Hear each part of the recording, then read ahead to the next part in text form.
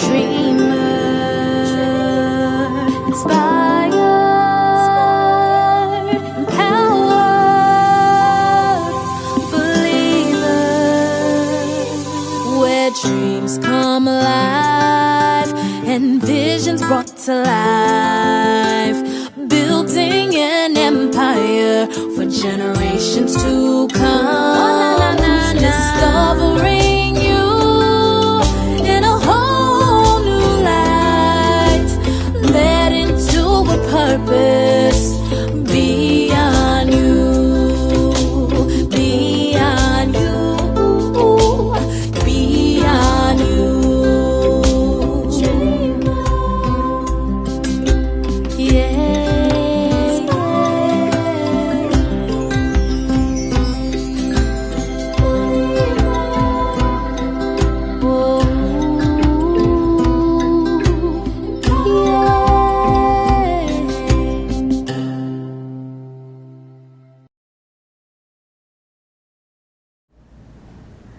Well, I don't know about you, but I know I'm excited about getting what I want out of life.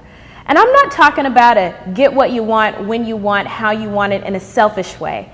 I mean in a way of living your dreams, every single dream possible. And I'm here right now getting ready to dialogue with CEO and founder of Think and Grow Chic to dialogue about how you can get what you want out of life. So here to dialogue with us, Courtney Sanders. Hey. Hey. Oh my goodness. I am so excited to have you on the show. Girl, we've been trying to plan this for the longest, and we finally are here. I have to tell you, thank you so much. It really is an honor to have you. Absolutely. It's my joy to be here. I was so excited that you invited me. So can't wait to meet all of your viewers, and I hope they like what I have to say. I think they're going to absolutely love what you have to say, because everything in this guide, Get What You Want, is exactly what we need to hear, including myself. I really want to know how to get what I want out of life. Right. Now, Courtney, I have to say, I absolutely love your hair. Thank you. I think you have the most beautiful natural hair ever. How long have you been natural? Goodness, I have been natural for 11 going on 12 years now. Wow. Yep. Okay, so I do have to ask, I know we need to get back on track with get what you want out of life, but I mean, what products are you using on your hair to get that healthy look? Thank you. Right now I'm really loving the As I Am co-wash that they have in the jar. Okay. So that's really good.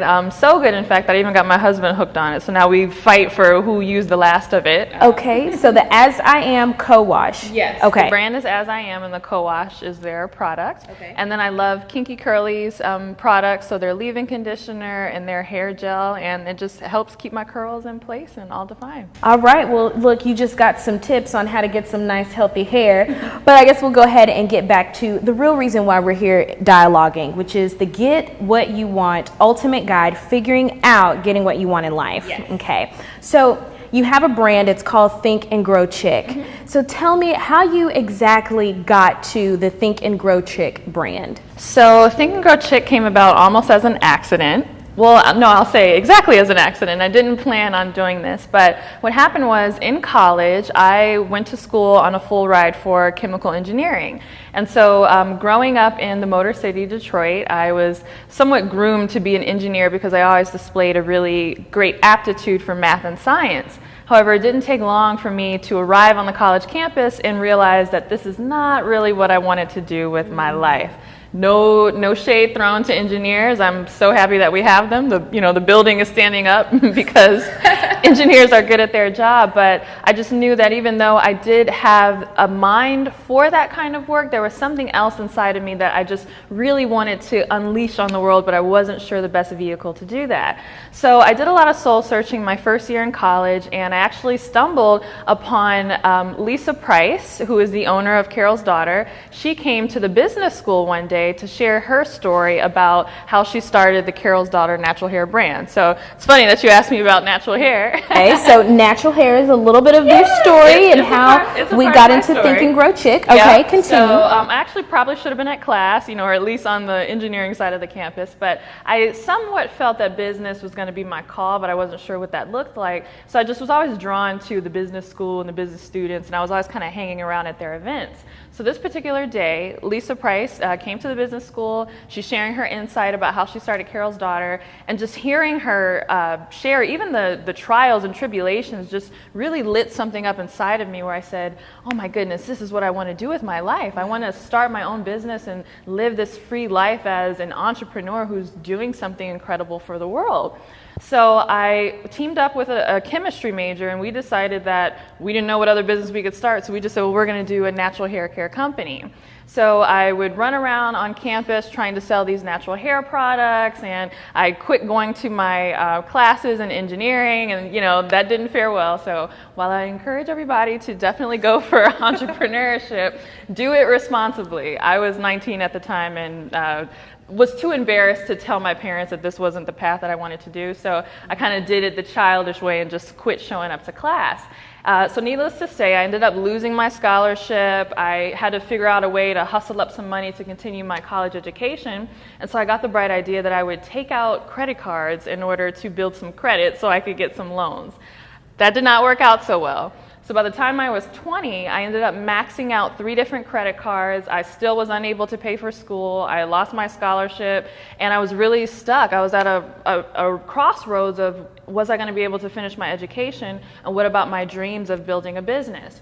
So in that time, I was waiting tables, trying to pay for school. I was very depressed and was just thinking like, wow, I came out to college on such a high note and everyone was so proud of me, and then just through a lot of just silly mistakes and just bad thinking, I had allowed myself to get to this point, and I was wondering how I was going to get out of it. So I would say as luck would have it, but as God would have it, I ended up meeting someone who led me to a women's entrepreneurship conference where they were doing some special things for the students that were there. So I was one of maybe 20 female students who were at this conference, and I was still kind of embarrassed about the things that were going on at school, and I didn't have any money, and I was broke and in debt and all this. But there was this woman there who was a life coach who was assigned to speak to just the female students there and kind of give us some extra encouragement about how we could go and pursue our path to entrepreneurship. And she talked about goal setting and everything, but she kept raving about this book called Think and Grow Rich by Napoleon Hill. I absolutely love Napoleon Hill. I'm one of my favorite books by Napoleon Hill is Outwitting the Devil. Yep. I keep going. So that was my first introduction to him. For your viewers who don't know, this was a book that was written maybe in the early 1900s, I think right after the Great Depression, and Napoleon Hill was actually commissioned to interview some of the great men of that day, so Andrew Carnegie and Rockefeller, to figure out what was different about their mindset for why they were able to amass so much wealth and success in America when so many other people were struggling.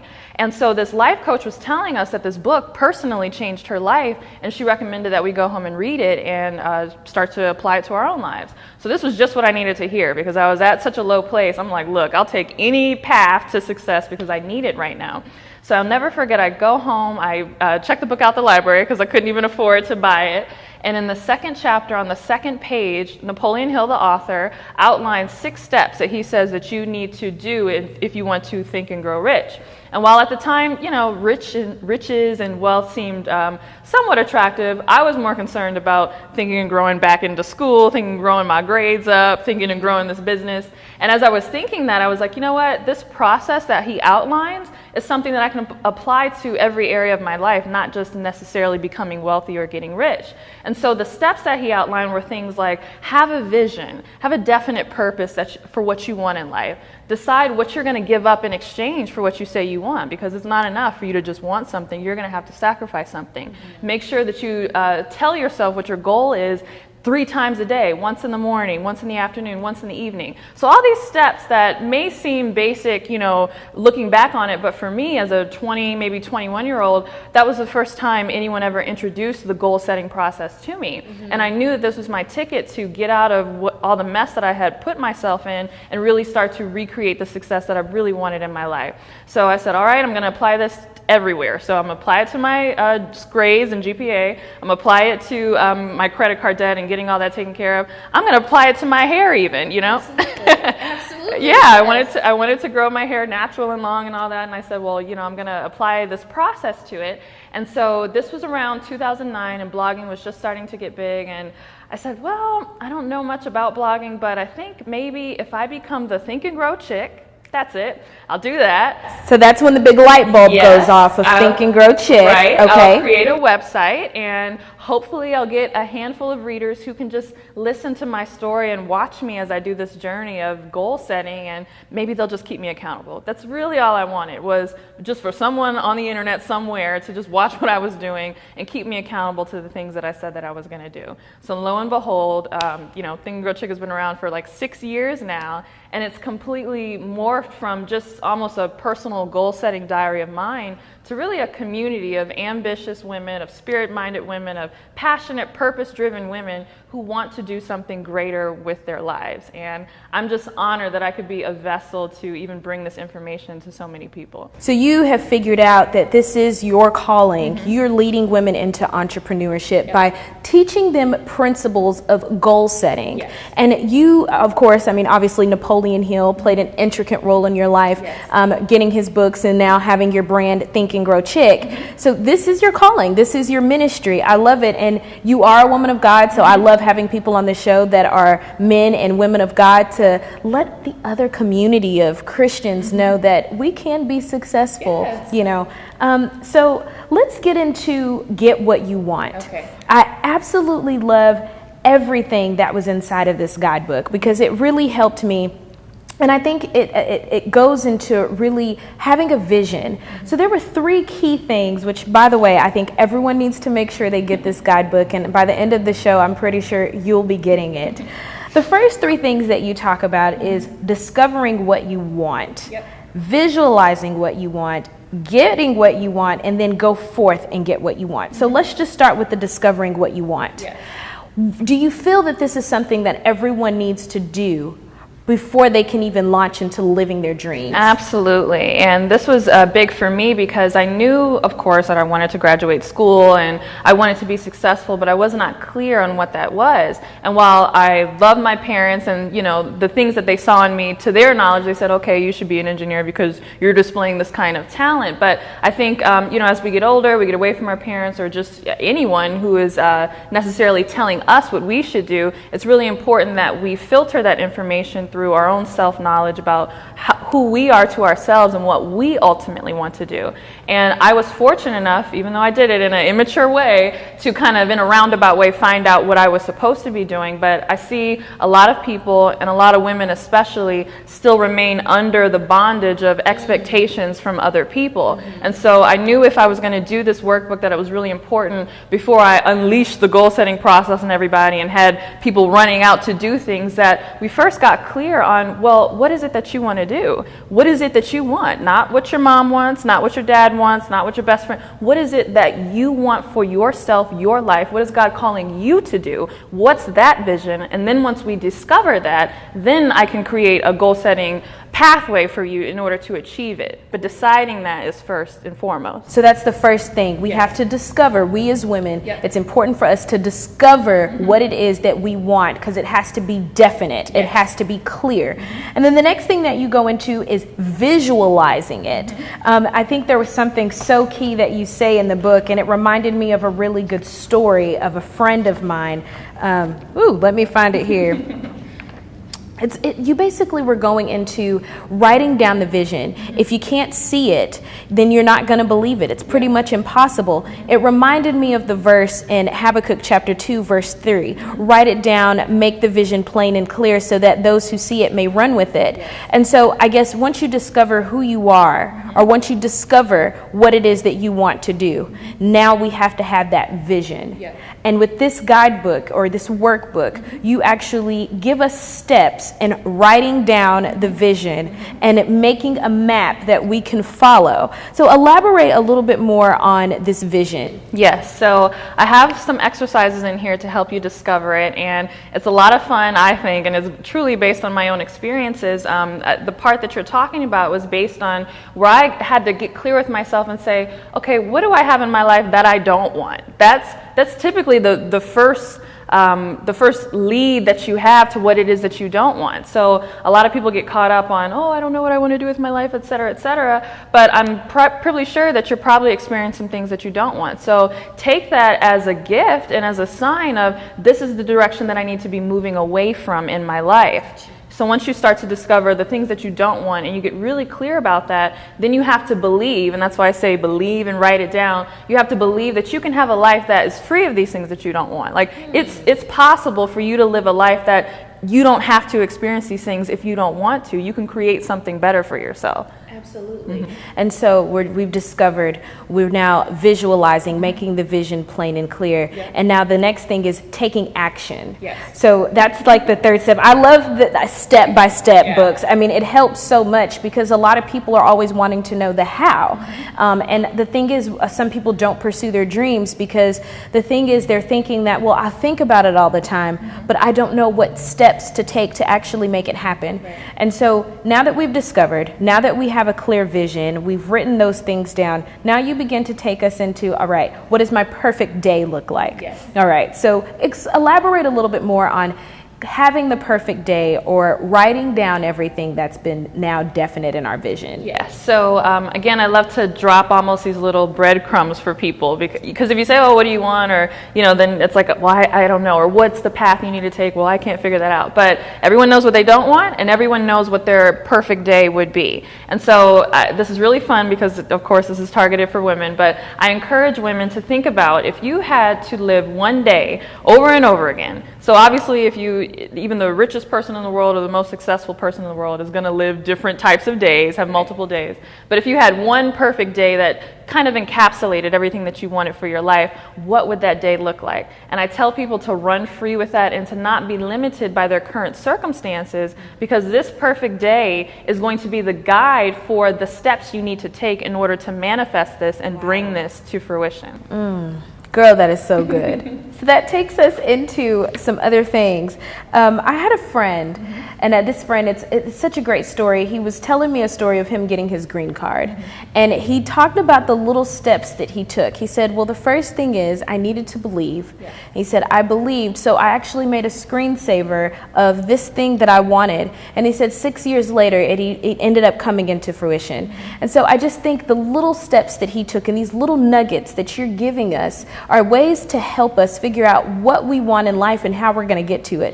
It's so important. And I think how you break things down with a 10-year vision, a 1-year vision, I think that it's important that we as women understand that these things that we want in life, it's not going to happen overnight. It's not going to happen tomorrow. So really breaking these things down like what you've done, it gets us to dig deep into the nitty-gritty of what we want in life. This is really how we're going to get it. So you go into setting the goals, all right? So with the goal setting, you talk about this. You said taking action toward your dreams is the only way you can bring your vision to pass. Elaborate more on that a little bit. So I know now, vision boarding is very popular. Goal setting in general is very popular. When I first published this book, it was in January, so it was around the time where everybody had their New Year's resolutions going. But it was very important to me that if I was going to outline a process and do something like this, that I made it very clear from the front that you were going to have to work and that these goals are not just pretty visions or just things for you to look at, but it's to inform the current decisions that you're making. And I think that's the gap that a lot of women have. They know what they want, hopefully, and then they say, okay, well, I'm going to create a goal to get there in a year or 5 years or 10 years. But even though that's somewhat far out, it still needs to inform the decisions that you're making today, the decisions that you're making tomorrow, the decisions that you're making next week. Every day, you have an opportunity to get closer to that goal, but it needs to be you taking action on a daily basis. So you can't let the fact that it's 1 year away let you just say, okay, well, I don't need to worry about it. Or I'm going to procrastinate and wait until a month before or a week before this year ends.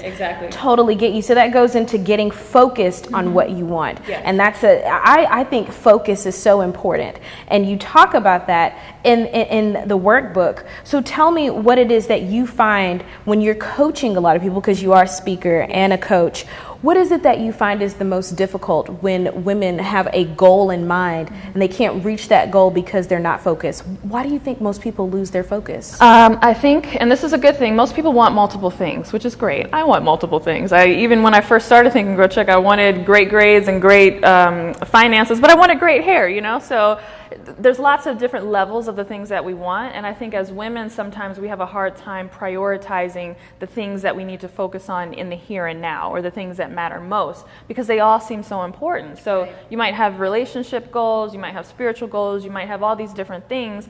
I try to work with women to let them know that focusing is not necessarily excluding things, but focusing is defining what that leverage point is for you that's going to allow the other things to happen automatically. Gotcha. So people are like, oh, well, I have all these goals and I'm scared to work with you to focus on this one goal because it means that I'm not going to be able to do the other things that are so important to me. And I'm saying, no, if you have all these goals, but say your finances really need to get in order, I'm not saying that your other goals aren't important, but let's work on your let's focus on that, because that's going to be the domino that allows you to quit your job and do the work that you love, or allow you to be home with your kids, or allow you to do the travel goals that you have, or whatever it is. So it might not be finances for everyone who's viewing, but I go through this process to help them define what's the one goal truly that if you could just really knock that down, it would have a snowball effect on everything else in your life. Perfect. So you actually break it down. What are your top three? Yep. So you say focus in on those top three, and then it'll be a domino effect. Yes.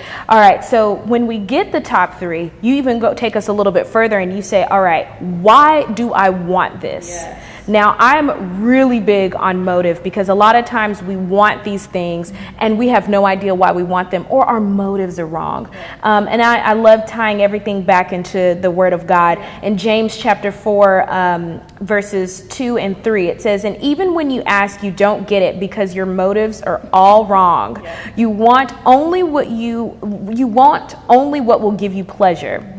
All right, so why did you feel the need to actually place in this workbook, all right, so here are my top 3 goals for the year, but why I want this? It's kind of like a checkpoint before we go any further. In this book, this is me saying, I'm going to take you on this process. I'm going to help you discover a pathway to get what you want. But here's a checkpoint. Before we go any further, let's truly make sure that this is something that you want, and that your intentions are for the betterment of yourself and for your purpose, and not just trying to please other people or keep up with the Joneses or whatever. Gotcha. And I think it also goes back into what you said earlier, which is, all right, I don't want to get this engineering degree. I'm doing this for my parents. Or is this something that you really want for yourself? Right. All right. So it seems like that's repetitive in this workbook, that I want you to keep double checking with yourself and make sure this is the thing that you want, because it's all about getting what you want out of life. Yeah. I absolutely love that. I love it so much. Now, so as we go a little bit further into the workbook, we take it deeper. You want us to take action quarterly. Yes. Then not only are we taking action quarterly, but then we start going into monthly. Yes, all right, so tell me why you think it's important for us to set the quarterly goals as well as monthly goals. Why did you feel that was so important? I just didn't want everyone to do the work to get up to that point in the workbook and then say, okay, I have my year goal, I feel really great about it, and then they're done. And it's interesting, I'm not sure the exact study, but there are studies that show that if you come up with a really, really clear vision and you speak about it all the time and you write it down, sometimes if you don't take action right away, you can almost trick your subconscious mind into believing that you've already accomplished it. And then you don't do anything with that. So I love the goal setting, I love the vision and everything, but I felt that it was important to make sure that people are tracking their progress on a quarterly basis, on a monthly basis, weekly, and even daily, so that they're continuously reminded that this is something you still need to work towards. You can't just have the vision and think it's done just because you found out what it is that you want to do. You got to put some elbow grease in there. Yes. So I do want to ask you, and I wanted to ask you this earlier, at what point in your life did you just say, you know what, enough is enough, I can't live my life this way anymore? What was that breaking point for you? Actually, I remember this. It was I was on my way to school. I was dog tired. I had been on my feet all day the night before because I was waiting tables at this really loud bar in downtown Washington, D.C., and I didn't want to do that, but it was what I had to do in order to pay the bills.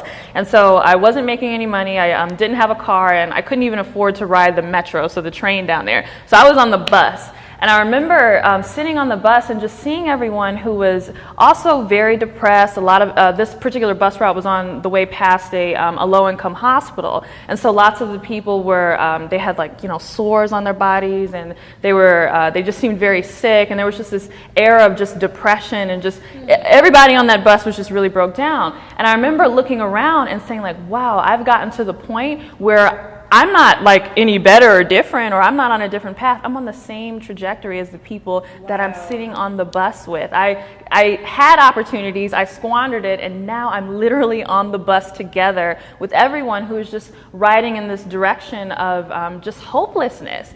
And so then I started to think, though, I said, well, hold on, though. If I were to meet someone on the street who, say got off this bus and was facing these ailments and these situations, would I say to them that they were hopeless and that they couldn't do anything? And I started to say, well, no. If I met someone, I would tell them, there are different things that you can do to get your life together, and you don't have to live like this, etc. And then I said, well, you know what? I need to say that to myself, because I'm one of these people in a state of hopelessness right now, but it doesn't have to be the end. So just as I would tell someone else who is in a state of hopelessness, there is hope for you. You can get your life together. Why am I not doing that for myself? Why am I not making that choice? Isn't it odd how we as women, we are so readily available to help someone else, but when it comes to our own dreams, to our own self, and being free and happy and living the life that we want, we deprive ourselves of that. It's so sad. But I think with everything that you've put into this workbook, as long as we follow these steps, we'll begin to have the life that we want to have. Absolutely. Now, I do, because we're kind of getting into the end where we start. Now you're congratulating us. We're getting to we're getting to the life that we want, and you say, now go forth and get what you want. But discipline is remembering what you want. You end on that note, and I think that is so awesome.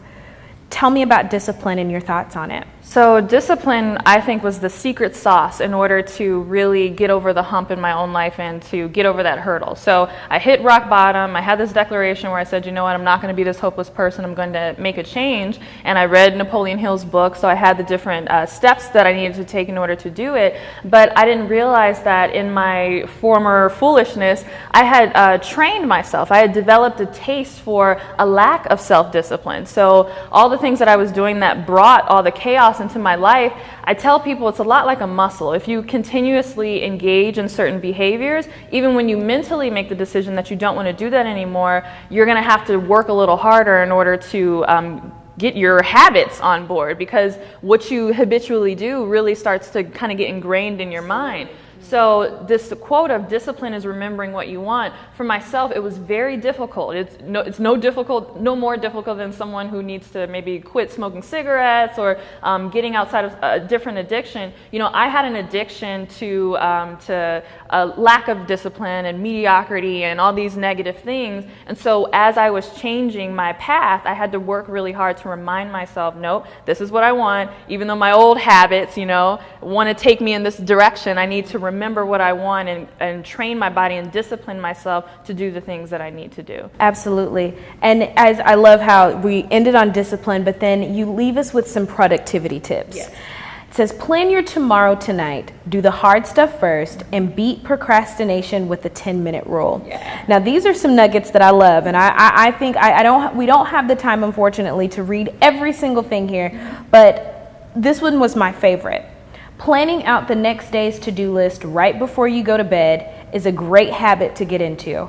It allows you to sleep with a clear mind and wake up and hit the ground running. Yep.